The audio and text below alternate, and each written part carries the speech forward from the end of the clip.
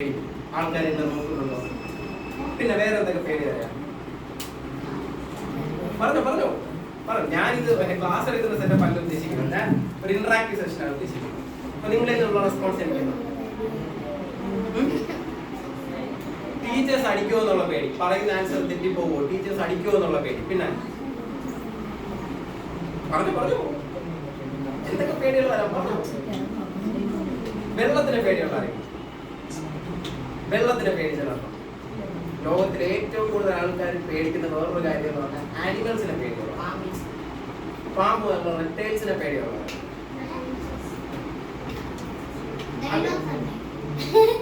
ഇല്ല, ഹൈറ്റ് പേടിയുള്ള ആരെങ്കിലും ഒരു ബിൽഡിങ്ങിന്റെ 15ാമത്തെ നിലയിൽ പോയിട്ട് താഴെ അയ്യല്ലമ്മേ എന്ന് വിചാരിക്കുന്ന ആൾക്കാർ.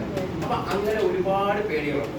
നിങ്ങൾ മനസ്സിലാക്കേണ്ട ഒരു കാര്യം, ഇത്രയും പേടികൾ ഉണ്ടെന്നുണ്ടെങ്കിലും ഈ പേടിയൊന്നും നമ്മളെ ഹാം ചെയ്യാൻ മാത്രം പോകുന്നതല്ല.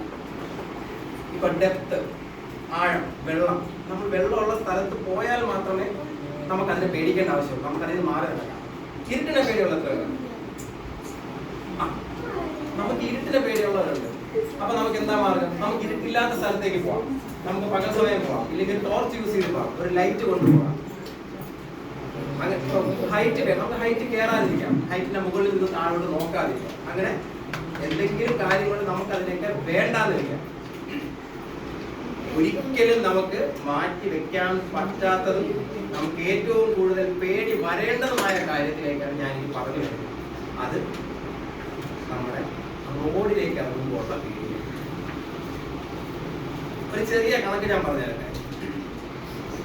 കഴിഞ്ഞ വർഷം മാത്രം 15 വയസ്സിൽ താഴെയുള്ള കുട്ടികൾ 2240 പേരാണ് കേരളത്തിലെ റോഡപകടങ്ങളിൽ മരിച്ചത്. നമ്മുടെ പ്രായത്തിലുള്ള കുഞ്ഞു മക്കൾ LKG മുതൽ അതിൻ്റെ താഴെ മുതൽ 15 വയസ്സ്, അതായത് 10ാം ക്ലാസ്സിൽ താഴെ കടക്കാറായത് മുതലുള്ള കുട്ടികൾ 2240 പേരാണ് കഴിഞ്ഞ ഒരു വർഷം റോഡപകടങ്ങളിൽ കേരളത്തിൽ മരിച്ചിട്ടുള്ളത്. അപ്പൊ അതിന് മാത്രം വലിയ സംഖ്യയാണ്. നിങ്ങൾ ആലോചിക്കണം.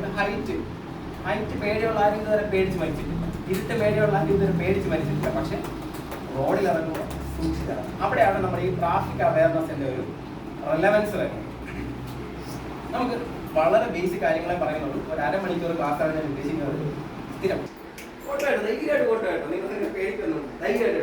കാരണം ഞാൻ ധ്യാപകനാണ്. അതുപോലെ ഏറ്റവും ബാക്ക് ബെഞ്ചിൽ ഇരുന്നാണ് ഞാൻ എല്ലാ ക്ലാസ്സും അറ്റൻഡ് ചെയ്തത്. അതുകൊണ്ട് ഞാൻ എപ്പോഴും അവിടെ നോക്കിയാൽ എനിക്ക് കൂടുതൽ സംസാരിക്കുന്നത്. കാരണം ഞാൻ അവിടെ ഇരുന്നിട്ടുള്ളത്. മനസ്സിലായോ? ഫൈൻ. നമുക്ക്